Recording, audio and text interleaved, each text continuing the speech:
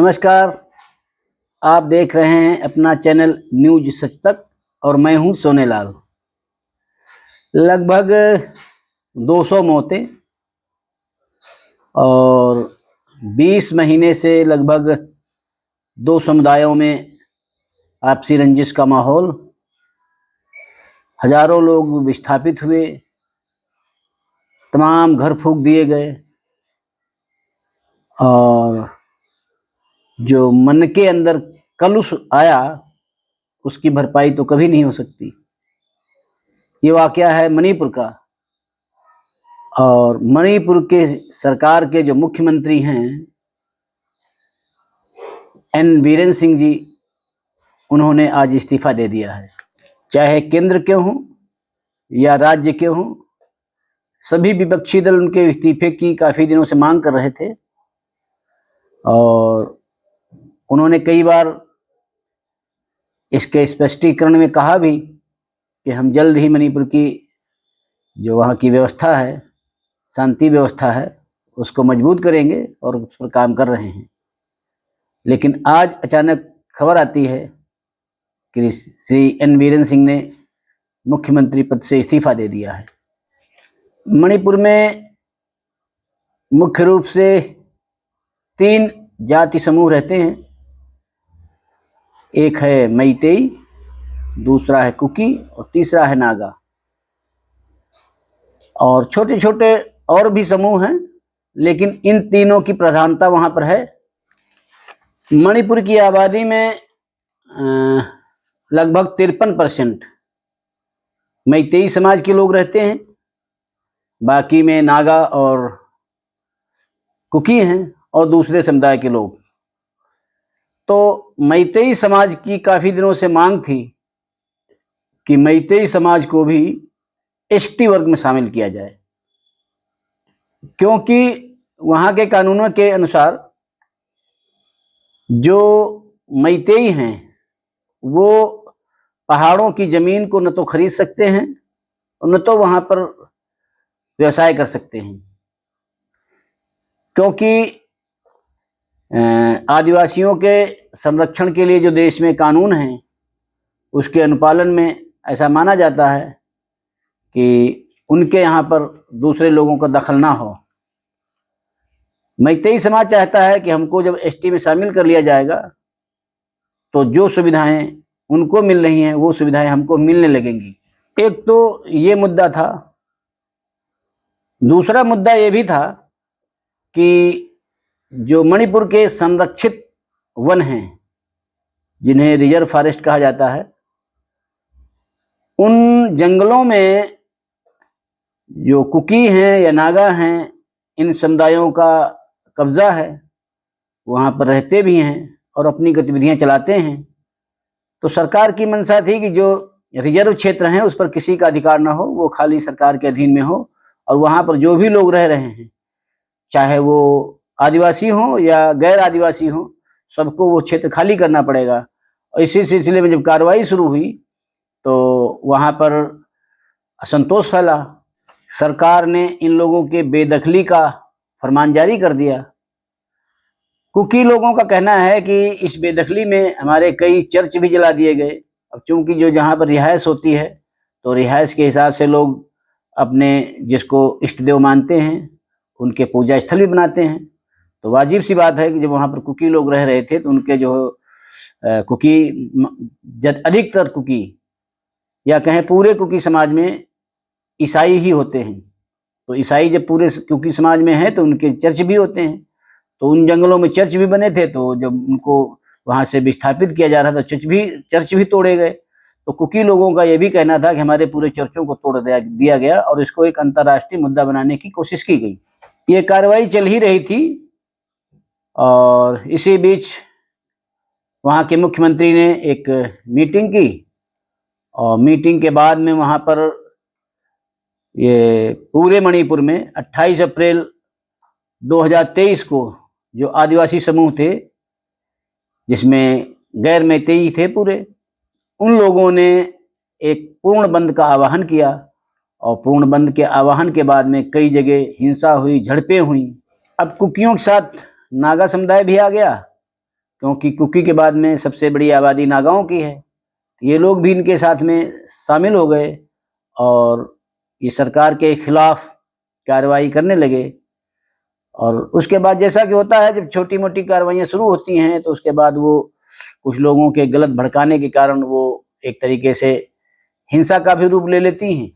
परिणाम स्वरूप 28 अप्रैल 2023 की हिंसा के बाद में सरकार ने पूरे जो ऐसे क्षेत्र थे जहाँ पर हिंसा की संभावनाएं थी या हिंसाएं हो रही थी, वहाँ पर धारा 144 लगा दी और इंटरनेट की सेवाओं को भी बाधित कर दिया, ताकि जब कोई आदमी अफवाह फैलाए तो अफवाह आमतौर पर पूरे जनसमाज में न फैले, क्योंकि आमतौर पर देखा जाता है कि सोशल मीडिया एक बहुत बड़ा माध्यम हो गया है लोगों के बीच संपर्क करने का। और उस पर व्हाट्सएप ग्रुप बना करके लोग तरह तरह की पोस्टें डालते हैं, कुछ सच्ची होती है, कुछ झूठी होती हैं, कुछ एडिटेड होती हैं, और उसके बाद शांति का जो माहौल होता है वो खराब। जाहिर सी बात है, जब वहाँ पर हिंसा हुई, झड़पें हुई, तो सरकार ने पुलिस को आदेश दिया। पुलिस ने वहाँ पर आंसू गैस के गोले छोड़े ताकि हिंसा को मतलब काबू में किया जा सके। इन सब के खिलाफ 3 मई 2023 को अखिल आदिवासी समाज जो था, उसने वहाँ पर एक बहुत बड़ी रैली बुलाई, रैली का आह्वान किया, जिसमें लगभग 60,000 लोग शामिल हुए। और उस रैली के बाद में जगह जगह झड़पें भी शुरू हो गई।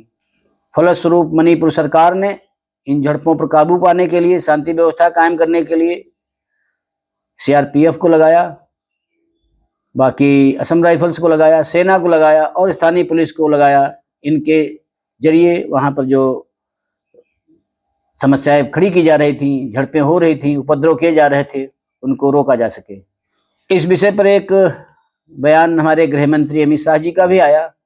उन्होंने कहा कि जो म्यांमार में ये कुकी बसे हुए हैं, क्योंकि हमारे और म्यांमार के बीच में ऐसी कोई बाउंड्री नहीं थी, अब तो वहाँ पर बाड़ लगाने का काम भी चालू हो गया है, तो वहाँ पर आवाजाही होती रहती है। यहाँ के लोग वहाँ जाते हैं, वहाँ के लोग यहाँ आते हैं, दोनों जगह के लोग एक दूसरे के यहाँ बाजारें करते हैं, सामान खरीदते हैं, बेचते हैं। तो अमित शाह जी ने कहा कि जो म्यांमार में कुकी रहते हैं, वहाँ के कुकियों ने यहाँ के जो मैतेई समाज में हैं, इनके अंदर जो विद्वेष की भावना है उसको बढ़ाया और दोनों समाजों को लड़ाने में अहम भूमिका अदा की, और जिसके फलस्वरूप मैतेई समाज में एक असुरक्षा की भावना पनप गई और लोग भयभीत होने लगे। इधर जुलाई में एक वीडियो वायरल हुआ जिसमें कथित रूप से दो जो कुकी महिलाएं थीं, उनको नग्न अवस्था में घुमाया गया, उनके गांव को फूंक दिया गया। तो उसने भी आग में घी डालने का काम किया और इस विषय को लेकर के पूरे देश में, कई जगह विदेशों में भी प्रदर्शन किए गए। इसके बाद वहाँ पर स्थिति को काबू करने के लिए और उस पर नियंत्रण पाने के लिए सरकार ने सीबीआई को इसके जांच के आदेश दिए। इसी बीच सुप्रीम कोर्ट ने भी स्वतः संज्ञान लेकर के इस पर सरकार द्वारा ठोस कदम उठाए जाने के लिए और एक समिति गठित करने के लिए सरकार के ऊपर दबाव डाला, ताकि इन पर दंगों पर नियंत्रण किया जा सके और वहाँ पर जो लोगों के बीच असुरक्षा की भावना पनप गई है उसके ऊपर जो है कंट्रोल किया जा सके। अगस्त 2023 में कुकी और मैतेई समाज के साथ में एक औपचारिक बैठक हुई। बैठक के बाद में एक शांति प्रस्ताव पर हस्ताक्षर भी किए गए, लेकिन कहते हैं ना कि हम अगर सुधरना चाहते हैं तो दूसरे लोग सुधरने नहीं देते हैं। इसी प्रकार से जो समाज में विद्वेष की भावना बढ़ाने वाले लोग होते हैं, ऐसे हर समाज में होते हैं, उन्होंने दोनों समुदायों को भड़काया और जिसके बाद वहाँ पर फिर हिंसा की वारदातें शुरू हो गई। 7 दिसंबर 23 को भी मैतेई और कुकी समुदाय के बीच में झड़पें शुरू हो गई और इस प्रकार से 31 दिसंबर को वहाँ के मुख्यमंत्री ने इस पूरे घटनाक्रम पर माफ़ी मांगी थी और लोगों से शांति की अपील की थी। तो ये सब चल ही रहा था। इसके बीच में आज खबर आई कि मुख्यमंत्री ने अपने पद से इस्तीफा दे दिया है। तो अब उनका इस्तीफा इस शांति प्रक्रिया में कितना कारगर होता है या इसके क्या परिणाम होते हैं, ये देखने वाली बात होगी। मणिपुर के कई हमारे दोस्त कुकी भी हैं, मैतेई भी हैं, नागा में भी हैं, और उनसे अक्सर बात हुआ करती है। तो तीनों समुदाय के लोग जैसा कि आमतौर पर देखा जाता है, एक दूसरे को दोष देते हैं। तो हमारा तीनों समुदाय के लोगों से एक अनुरोध है, जो हमारे मित्र हैं उनसे भी, और जो उनके मित्र हैं उनसे भी, और पूरे समाज से, कि ऐसी समस्याओं को आप मिल बैठ के भी मतलब आपस में इसका समाधान निकाल सकते हैं। आपने निकाला भी है, इतने दिनों तक आप जो है मणिपुर में शांति से रहते आए हैं। तो अगर कोई आपको भड़काता है, आपस में फूट डालता है, तो उसके लिए आप अपने विवेक का इस्तेमाल करते हुए उसको जो है नियंत्रण में रखना है, और ताकि समाज में आपके प्रति एक अच्छा संदेश जा सके। तो इस अंक में बस इतना ही। अगले किसी अंक के साथ फिर मिलेंगे, तब तक के लिए मुझे आज्ञा दीजिए। और इसी के साथ आप हमारे चैनल को देखिए, लाइक करिए, शेयर करिए और सब्सक्राइब करिए। धन्यवाद।